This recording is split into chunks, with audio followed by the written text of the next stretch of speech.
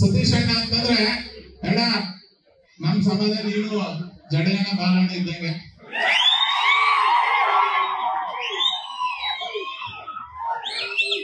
ಏನೋ ಒಂದು ಪ್ಲಾನ್ ಆಗ್ತಿದೆ ಅಂದ್ರ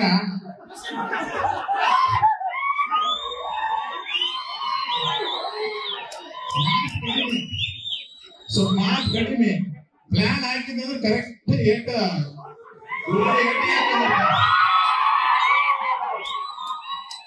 ಇವತ್ತ ಬಾಲಣ್ಣ ಜಡ್ಗನ ಮೂರ್ತಿ ಉದ್ಘಾಟನೆ ನಿನ್ ಕೈಯಿಂದ ಆಗ್ಯದ. ಅವರು ಶಸ್ತ್ರ ಅವ್ರು ಸರೆಂಡರ್ ಮಾಡಲಿಲ್ಲ. ಹಂಗ ನಿನ್ ಬಾಯಾಗ ಏನೋ ನಾವು ಕೇಳಕತ್ತೀವಿ, ಈ ಸರಿ ನಾನು ಮುಖ್ಯಮಂತ್ರಿ ಅಭಿಲಾಷೆ ಅಲ್ಲ, ಮುಂದಿನ ಸರಿ ಬೇಡ.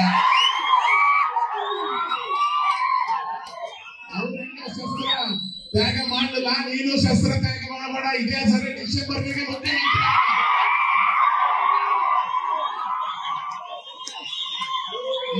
ಆಸೆ ಡಿಸೆಂಬರ್ ಹಾಗಂತೇಳಿ ಅದು ಆಗ್ಲಿ. ಮುಂದಿನ ಸಿಎಂ ಸತೀಶ್ ಅಣ್ಣ ಆಗ್ಲಿ. ಯಾಕಂದ್ರೆ ನಾವು ನಿಮ್ ರಕ್ತ ನೆನ್ಸ್ಕೊಂಡು ಬಿಟ್ಟಿದ್ದೀವಿ. ನಾವು ಅಗ್ರ ಬ್ಯಾಂಡ್ರಲ್ಲ ಸುಲ್ಪುರದವರು.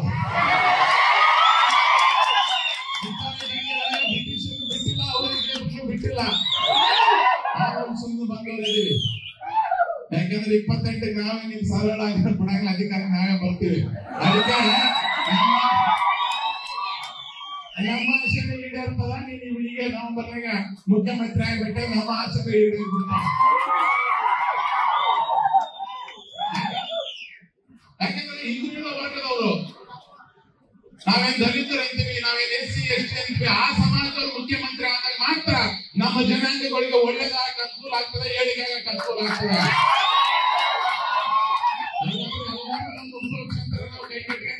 ಮಳೆ ಬರ ಆಗ್ತದ, ಗೊತ್ತು ಇವ್ರು ಬೇಕು ಬೇಕಂತಾರ, ಬೇಕಂತ ಸಂದರ್ಭದಲ್ಲಿ ಮರ್ತು ಬಿಡುವಂತ ಕೆಲಸ ಆಗ್ತದೆ.